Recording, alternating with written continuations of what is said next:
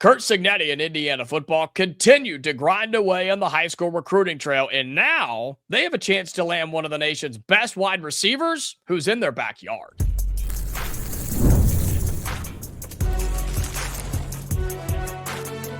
You are Locked On College Crossover, part of the Locked On Podcast Network. Your team every day.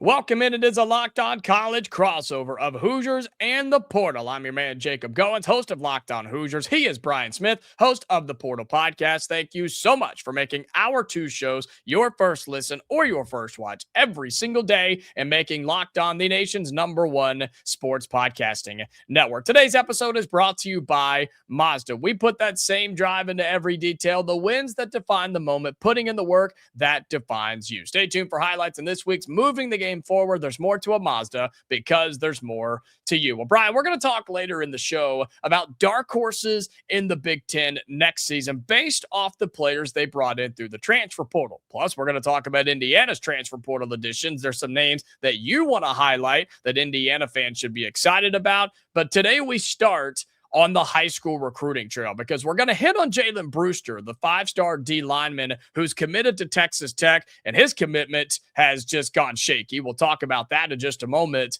But I want to start with a 5-star receiver, one of the best players in the 2027 class, Monshun Sales, who midweek last week put Indiana in his top 4. It's Indiana, Ohio State, Miami, and Alabama. And here's what's crazy about this, Brian.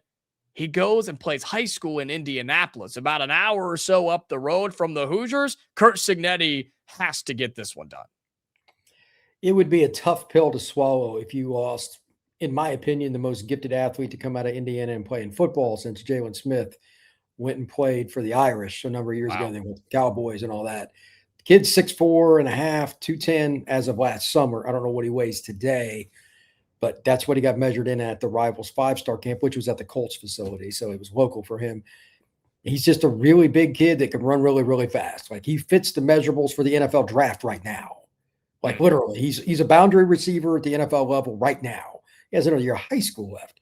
He's a guy that could do any sport, track, wrestling, baseball, wouldn't make any difference. He's just a gifted player, and he runs by guys that are much smaller than him. That's kind of the final measurement for me. Usually those big guys can't do it. And he's right there. So Indiana's been all over him, but so is Alabama. So is Miami. So is Ohio State. And he's not a kid that does a lot of media. I asked Wilt Fong and other people, like, they all talk to him, but like, he's not really easy to read. But this is, again, one that if you lose him, it's always going to haunt you. Now, for those that don't know, he grew up early in his life in Alabama. So the Tide are a massive threat. Ohio State with receivers. Miami is the team that the Hoosiers just played in the finals, and they've had a few wide receivers over their years. So I get it with any of the 4 picks, but it would be hard for Indiana not to get this one done. It'd be a tough pill to swallow. Yeah, it seems like there's ties to each of those teams. Ohio State producing the receivers they've produced, Miami being in the national championship game. Of course, him growing up not just in Alabama, but has quotes, Brian, about being an Alabama fan. So that doesn't help. But again, Indiana, you feel like has all of those things and then some. He's he's playing high school football an hour or so from campus in Indianapolis. Indiana just beat all 3 of those teams on their way to a national championship. And the Hoosiers are putting 2 big name receivers in the NFL draft as well, with Elijah Surratt and Omar Cooper. So why would a guy like him not pick Indiana? Not saying why would he choose the other schools. Why would you not want to be in the offensive system that the Hoosiers are running, that continue to bring in high-level quarterbacks, that continue to feed the receivers, put up 60 points a game, and now have trophies in the trophy case? The only thing I can think of is just loyalty to where he was growing up early. I mean, I think it'll be Indiana or Alabama. That's just my opinion. But again, He is not a kid that you're going to read. I don't care if he told you 5 minutes before he went to the podium. He's a guy that's going to make his own decision. So outside of that, I mean, everything you said makes sense, but you're trying to use logic with 17-year-olds. There is that. Yeah. So in high school recruiting in today's era, which is so wishy-washy and can literally change by a phone call 30 seconds before the announcement. So I understand that those variables are there. Sure. I'll just throw it at you. I know a guy that recently decided to go to Ohio State, a portal guy that got offered way more money to go to another school, but he wanted Ohio State's development. Okay, I get it. It's a different position, but I understand. So there could be all kinds of things. Does he feel a certain jive with the receiver coach at Bama or Indiana? Like those little things matter. And it's one of the reasons why, like we'll talk about Brewster here in a minute. If Texas Tech still had the same staff, he'd be firmly committed to the Red Raiders. These little things change. If one of these guys ends up going to the NFL, taking an NFL job, they're in or they're probably out. Yeah. They'll pick coaches over schools too. So there's a lot of play here between now and signing day. I think Indiana's going to recruit him until he signs with somebody regardless. But again, I'm going to pick Bama or Indiana to get this one done. I think it'll be one of those two. A note for Ohio State here that Brian Hartline is no longer in Columbus. That's a big time. That's a big loss for the Buckeyes, who took a head coaching job down south. And so, yes, that's Monshun Sales, the 5-star receiver.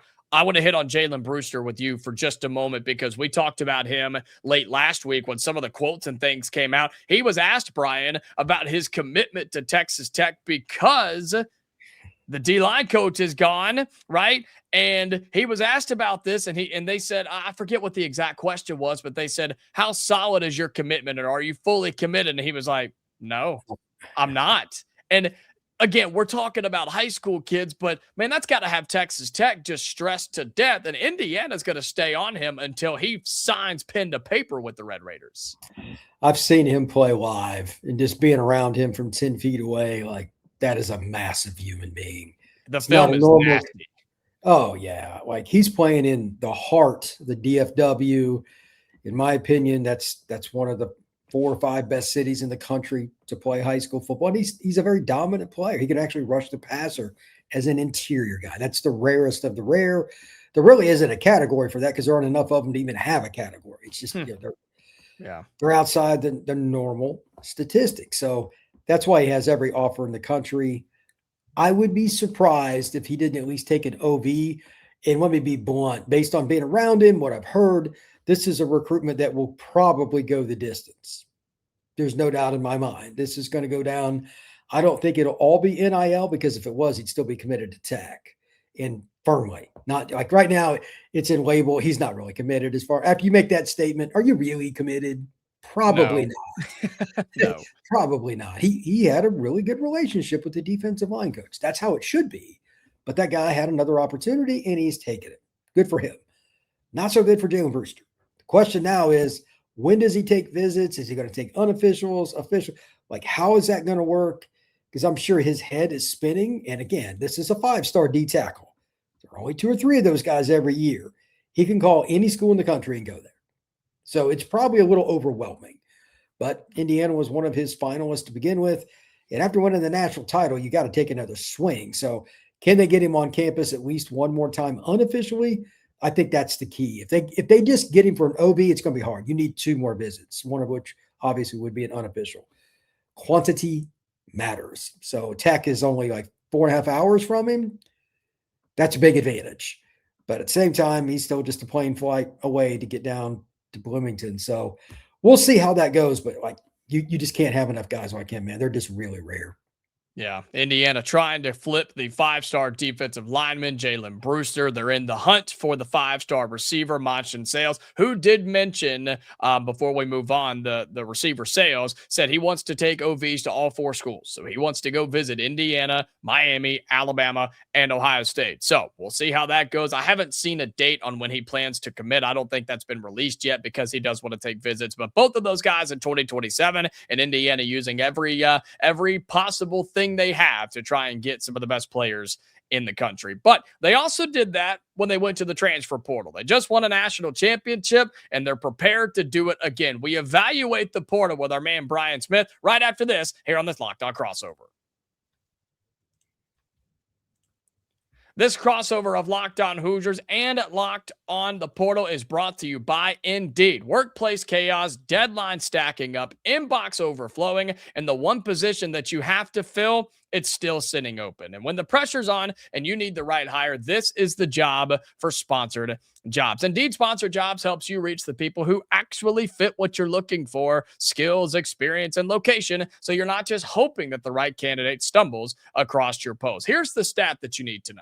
Okay, in the 60 or so seconds that I'm going to talk to you right now about Indeed, companies like yours have made 27 hires on Indeed, according to Indeed's data worldwide. So if you're hiring, spend less time searching and more time interviewing candidates to check all your boxes with Indeed sponsored jobs. And listeners of this very show, Locked On Hoosiers and Locked On the Portal, you will get a $75 sponsored job credit to help get your job the premium status it deserves at Indeed.com/podcast. Just go to Indeed.com/podcast right now and support our show by saying you heard about it and heard about Indeed on this very podcast. Indeed.com/podcast. Terms and conditions apply. Need to hire? This is a job for Indeed sponsored jobs. All right, welcome back into this Locked On crossover of Hoosiers and the Portal. He is Brian Smith, host of the Portal Podcast, our Portal expert here on the Locked On Podcast Network. I'm your man, Jacob Goins from Locked On Hoosiers. And Brian, I think Indiana did it again. I think they went and just dominated the transfer portal. You've said several times in our sit-downs that they are the best portal evaluators in the country. They just won a national title because of it, and they're well on their way to competing for another one with the guys they brought in this cycle.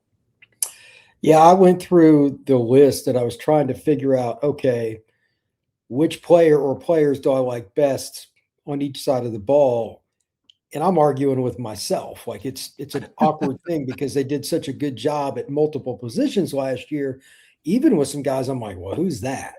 Some of the guys they brought in this year, like Nick Marsh, is kind of low-hanging fruit. Josh Hoover.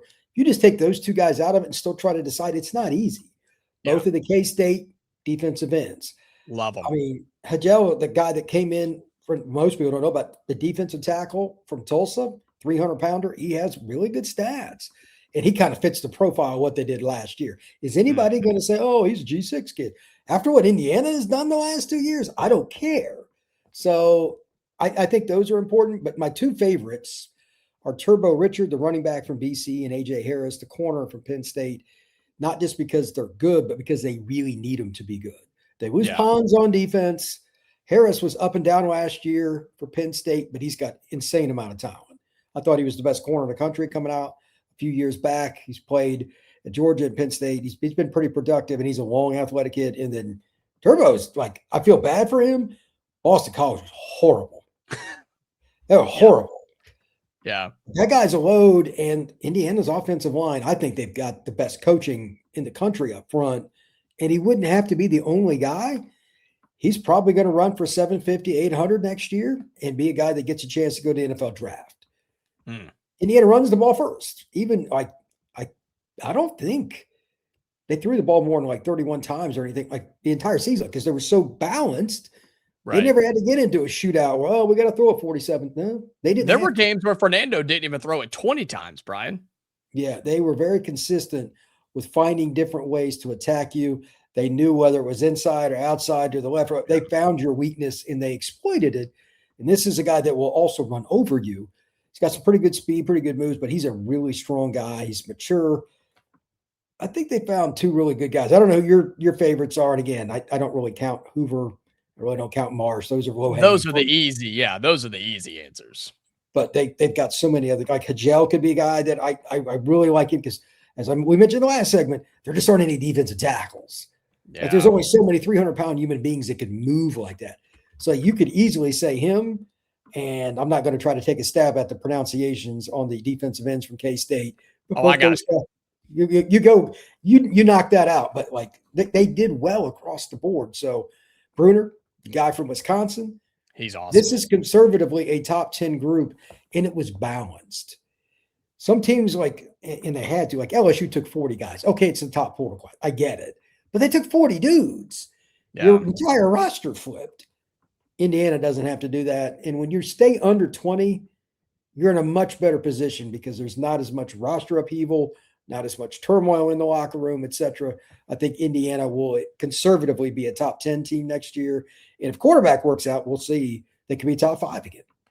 Well, it's so easy to say that a team filled its needs in the transfer portal. And most people would hear that statement and say, well, yeah, isn't that what you're supposed to do? Yeah, but doesn't mean you can do it, right? Doesn't mean that you're going to get capable players and competent players and Big Ten P4 level guys to fill the spots on the offensive line, or like you mentioned, D'Angelo Pons, an all-American NFL corner, or losing two NFL receivers. Right, but Indiana, I think, did that. I like Turbo Richard. His name is just awesome for a running back. Turbo. I mean, he's a beefer more than a speedster, but he's got both abilities. I love Joe Brunner, the offensive lineman from Wisconsin. I think he's going to start up front for Indiana. I love the guys from K-State. I got you here. Chidi Obiezor and Toby Onsensami. Those two guys are freak athletes, because Indiana landed one of them and I was like, man, he's built like a freezer, like the old school freezer you have in the garage that's shorter but longer, that you have all the meat in over the winter. That's what one of them's built like. Then the other guy committed. It's like, holy crap, he's built like a semi truck. And both of them are going to make impacts for this Indiana squad. And so and then Josh Burnham from Notre Dame. Why is nobody talking about the impact that he's going to make on the defensive side of the football for the Hoosiers? And I'm glad you said A.J. Harris, because he is one. Yes, he was inconsistent down the stretch for Penn State, but he's now joining the best defensive staff in the country with Bryant Haynes as his defensive coordinator. I think he's going to be awesome. I think Indiana has completely locked and loaded, plus the guys that are returning as well. I think some freshmen are going to make some impacts as well. And so I think Indiana's roster, Brian, is national championship good once again. If they can find a way to do it a third year and make it to the playoff, it would be remarkable. But right now, I don't see how I don't project them to make the playoff. Like at minimum, there are injuries. We don't know how the Hoover's going to adjust all that. Like at minimum, they're going to be in the playoff next year. Yeah. They'll be one of just a few teams to have done that. So it's amazing. And look at their schedule too. I mean, Northwestern at home, at Rutgers, at Nebraska. That's how you start Big Ten play. Of course, the first 3 games are against nobodies. And so Northwestern, at Rutgers, at Nebraska to start the season. Okay, then it starts to beef up. Ohio State comes to Bloomington, which will be really cool. You go to the Big House back-to-back weeks to take on Michigan. We don't know what they're going to be with a new head coach. Minnesota comes to Bloomington, bye week. USC comes to Bloomington. You go to Washington, and then you host Purdue. So there's a couple of tough ones in there. Again, Ohio State at home, Michigan on the road, Nebraska on the road could be tricky. USC at home, a trip to Washington. Like, there are some games in there that Indiana could trip up, but other than Ohio State, name a team on that schedule that's going to have the amount of talent that Indiana does. I just don't think there is one. USC would be the closest after that, but it's Lincoln Riley. Yeah. I think they're like a 9 to 10 win team next year, and they got a 5th-year quarterback. That could be one of the better games of the year. But I don't trust him in big games. That's just my opinion. He's got to prove it. But this portal class was important because they lost Roman Hemby, Omar Cooper, Surratt, Nowakowski, Pat Coogan, Mendoza, Aiden Fisher, D'Angelo Pons, Lewis Moore. And there's still the whole point that they're even in the discussion to be in preseason top 10 polls. Like, again, if I had to pick, I'd probably put them in my top 5 right now. And again, I know you're putting a lot of faith into Hoover, but they've hit the last 2 years with their portal core. I mean, after you do it the second time, yeah, it's kind of hard to doubt them, especially after going 16-0. But they got all these guys we just talked about. This is a team that, if you want to pick Ohio State ahead of them, I get it. But that'd be the only team in the Big Ten I could see, and they play each other, so that'll take care of itself. This is going to be another great Indiana football team. Those are teams who are at the top, including the Indiana Hoosiers. But what about a team or teams who could be dark horses in the Big Ten next season based off of additions that they made? We talk about that in our final segment here on this Locked On Crossover. This Locked On crossover of Hoosiers and the portal is brought to you by Mazda. This is Mazda's moving the game forward for those who show there's more to the score than what's on the screen. And I'm sorry for the portal folks who may not be following the basketball side of things, but for Indiana, I got to talk about our guy, Lamar Wilkerson. Had a game yesterday on the road in Champaign, taking on a top 10 Illinois team. The game didn't go well, but Lamar Wilkerson's pretty awesome. I've said he's going to go down as one of the best scorers that Indiana basketball has ever seen. He had 21. Nobody else did anything. And Indiana lost against a good team. Shocker, right? But Lamar Wilkerson continues to move the game forward, continues to help Indiana be competitive and try to make the NCAA tournament. So that's what reminds us of what it's really taking to raise the bar. It's the extra work off the court, dialing in every detail, giving it that extra fire, the grit, and the I never quit. We put that same passion into every model at Mazda. Highlights make the real. What it took to get there makes it count. There's more to a Mazda because there's more to you. This crossover edition of Hoosiers and the Portal on the Locked On Podcast Network is brought to you by FanDuel. Ever wanted to experience the NBA Finals live and in person? FanDuel is giving you the chance to turn that dream into a reality with their NBA sweepstakes. Here's how it works. Use your profit boost on any NBA future, and you'll automatically be entered for a shot to win an NBA Finals trip for two. That's right. Flights, tickets, the whole experience. So if you're already looking at a futures, right? If you're looking at a team that can kind of make a run coming out of the All-Star break, and you're already looking to do that, now's the time to do it so you can cash in your pick, but you can also get a trip to the NBA Finals. Visit FanDuel.com right now to get started. Use your profit boost on an NBA future and get entered for your chance to win a trip to the NBA Finals. Play your game with FanDuel, the official sports betting partner of the NBA.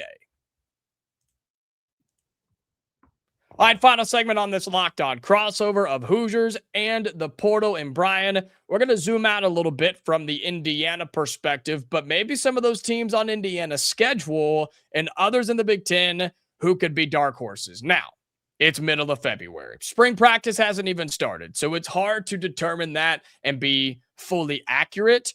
But just based off of rosters and portal additions or even returnees as well, who do you have your eye on in the Big Ten that can make an impact and maybe a team or two folks aren't talking about?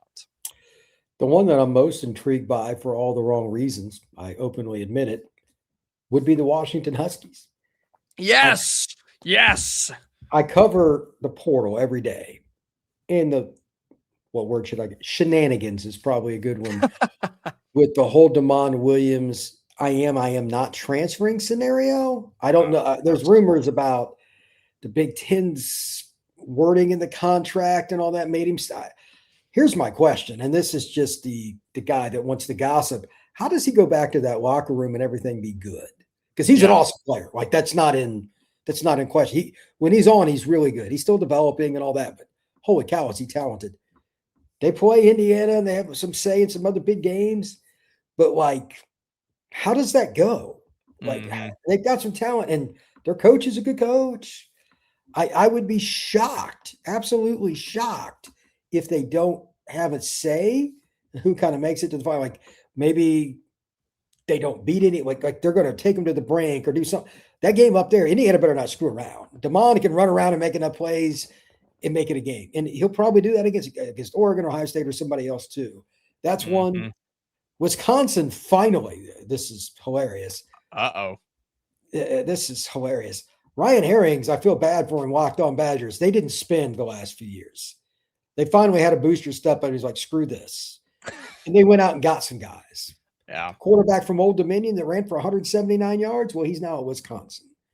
So is he really? Colton Joseph. So wow, I missed that. Okay. Yeah. Interesting. Yeah. He's not an incredible passer, but if you can make corners and safeties miss in space, you're an athlete, and he's that guy. We'll see. They got a few guys in the portal from the receiver ranks that are pretty good. Shamar Rigby, a kid I know from St. Petersburg, etc. This is a kid that could make some noise out there. They don't normally get 6'4", 200-pound receivers. And now they got a quarterback and run around. Maybe they're a team. And then finally, believe it or not, it's Penn State. They got a gazillion transfers. They got Rocco. I don't think they're going to win the league, but their schedule's uber easy. And they got a fifth-year senior quarterbacks coming over with their staff. Again, those are the three teams that I think will annoy people. The only other one I would mention, because I just think it's interesting, is Calandria is going to Nebraska. He was the kid at Virginia. Then he was at UNLV. Yes. He threw for 3,500 last year. I know him. He's another kid from St. Petersburg, Florida, ironically. That's an intriguing team, but they lost their stud running back. Rayola's now in Eugene. Yeah, like, I don't know what, if you, again, this is one of those teams. If you have a day where you don't take them serious, he could spin it.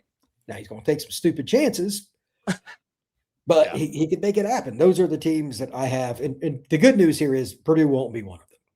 Thank God. No, they will not. And they will be bad as they typically are. They've got basketball. They're doing just fine. I did not know that Colton Joseph went to Wisconsin. How in the world did I miss that again? You mentioned it there briefly. That's the quarterback that opened up the season against Indiana last year and had two big 80-plus yard runs. And Indiana the defense was like, what the hell was that?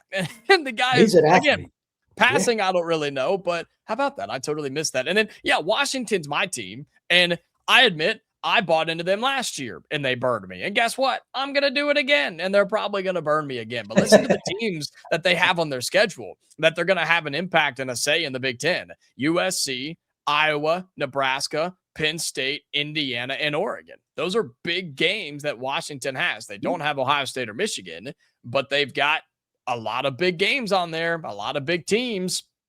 And then, Wisconsin, I'm in see it to believe it mode with them. At least they'll be a little bit more relevant. But Washington's my team too, man, in terms of teams that are not Indiana, Ohio State, maybe Michigan, Oregon, right? I'm curious on what Michigan does in year one with Kyle Whittingham too.